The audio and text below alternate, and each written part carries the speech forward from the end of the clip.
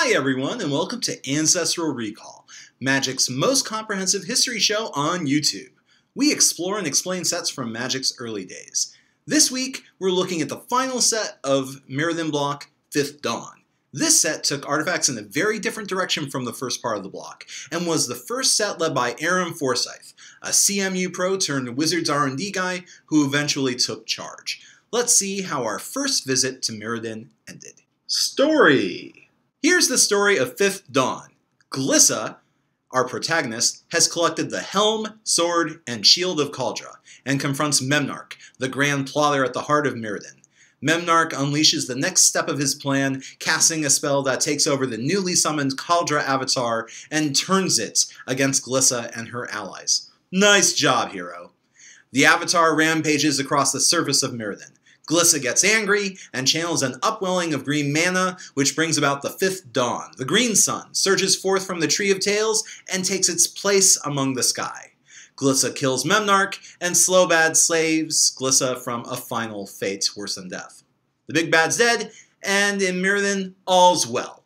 Or so we think, anyway. Scar's block tells us another story. Mechanics. Fifth Dawn is the first lead design from Aaron Forsyth, Pro Tour and Masters winner and leader of Venerable Magic Team CMU. Forsyth started working on the Mothership website, then became the lead for development, and from there became the head of Wizards R&D, which is a position he retains today. Fifth Dawn was a design that was problematic, for the developers knew that the block's main mechanic, affinity for artifacts, was completely broken, and would end up dominating Standard. And yes, it did it. The artifacts had just grown too powerful and didn't need any more juice. And yet, Fifth Dawn needed to stay true to the theme of artifacts in Mirrodin and engage the players. So a new theme had to be developed. Fortunately, most of Magic's third sets often deviate from the previous two, and Forsyth had the leeway to salvage this set and take an entirely different direction.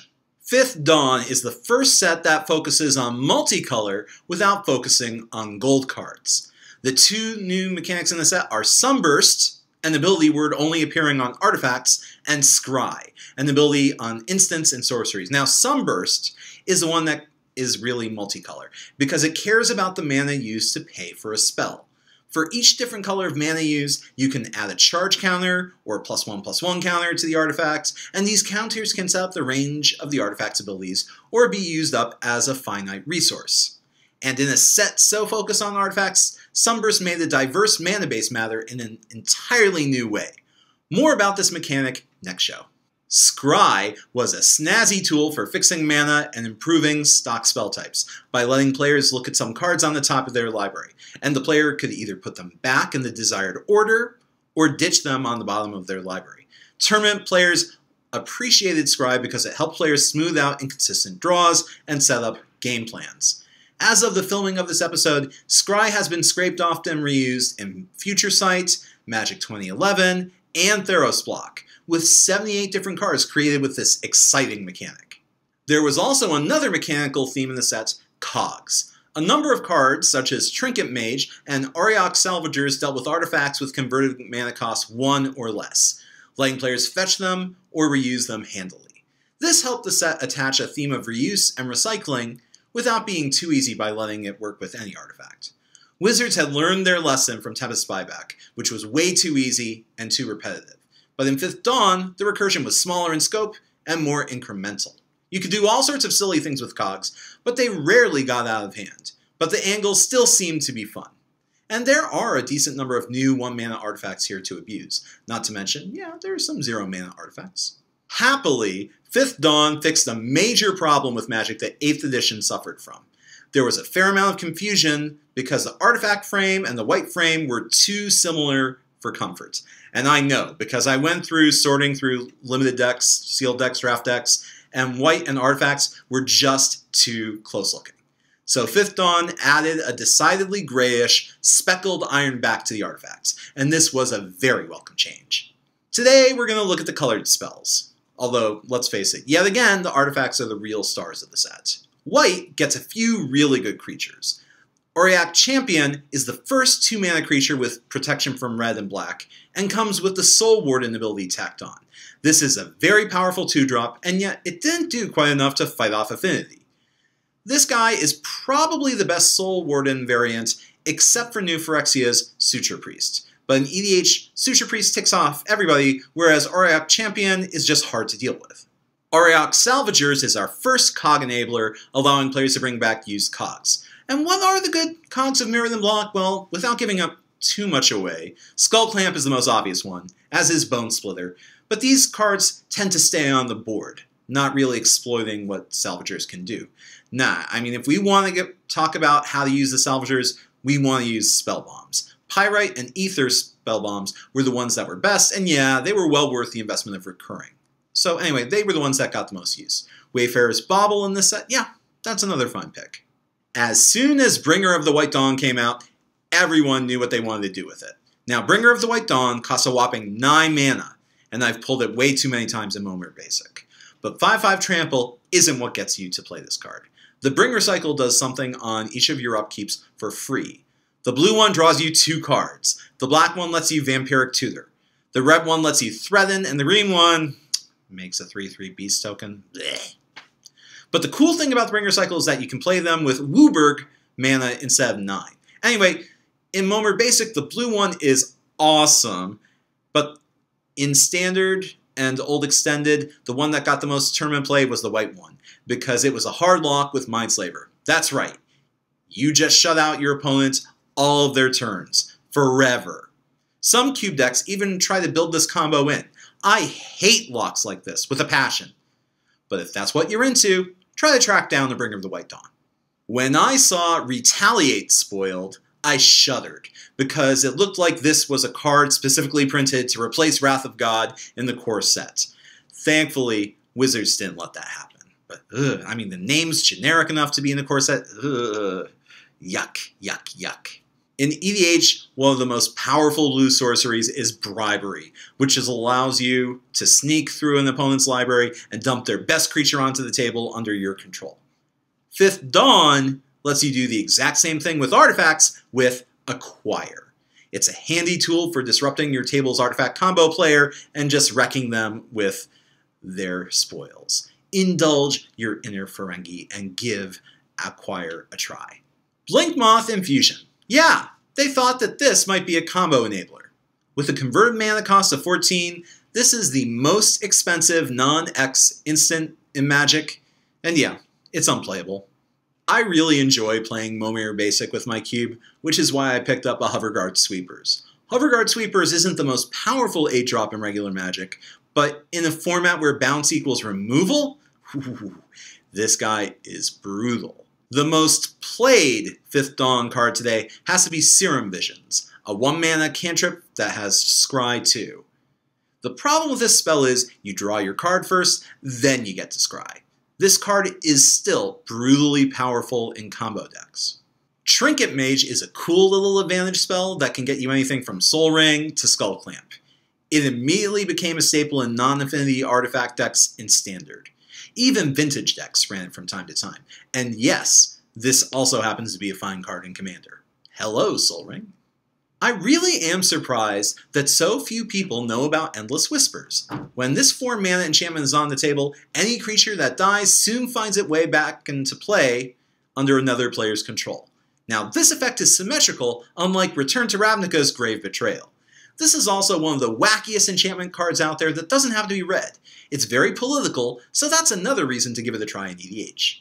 I used to play Tooth and Nail decks, and one of my favorite combos used 5th Dawn's Mephidros Vampire. When this 3/4 hits the table, your creatures get a +1/+1 counter every time they deal damage to a creature.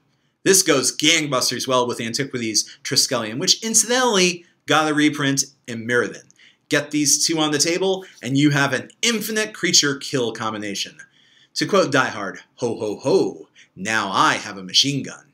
5th Dawn also saw the first printing of Relentless Rats, the first card to break the Forov rule in Magic. Yes, you can build a deck with any number of Relentless Rats. I myself built a Relentless Rats deck in 2003 and, well, people laughed. It was a casual gimmick, but it was a fun casual gimmick. Return to Ravnica's Pack Rat defeated the whole point of this card by making it obsolete, sadly. But you can still have a ton of fun and amuse others by breaking out a Relentless Rat deck. The most played red spell in 5th Dawn was Magma Jet, which many of you know well from its reprint in Theros. This spell was far more powerful in 2004 than in its printing in Theros, because so many more creatures had less efficient power and toughness. It took a long time, but Wizards finally printed a Hasty Tim in this set with Volshock Sorcerer. Haste, in an environment with a lot of 1 toughness creatures, made this a complete limited staple. It wasn't quite first pick worthy usually, but it was really good. I love playing 5-color EDH decks and singleton decks, and one of the most powerful spells a 5-color mage can play is All Sun's Dawn.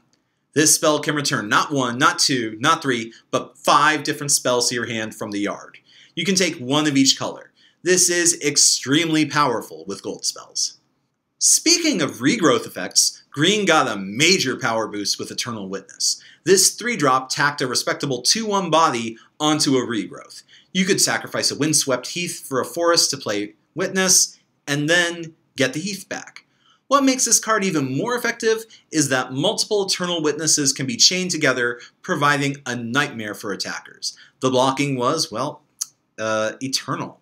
Eternal Witness also was an excellent tool for Tooth and Nail decks, letting you get out any giant fatty, and then Eternal Witness, which would promptly bring back Tooth and Nail ready to go next turn. Repeated Tooth and Nail is crazy powerful. This guy put lots of green decks over the top. When I was in the trenches, running Tooth and Nail to fight Affinity, I ran a set of Oxidizes in the main deck, and 2 Tel-Jalad Justices. This instant speed Shatter came with Scry 2 tacked on, and Scry is an incredibly powerful mechanic, as you probably know.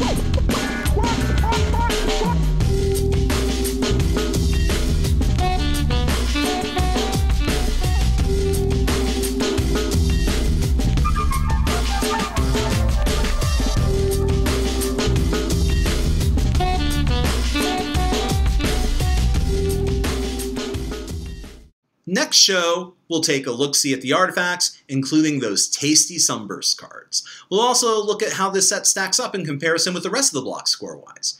Please be sure to like that video, this video I should say, and subscribe to the channel if you haven't already. And don't forget to go back and check out my older videos so you know what's come before. Thanks for watching. This is Eli Kaplan for Ancestral Recall, signing off. Good games, and good luck.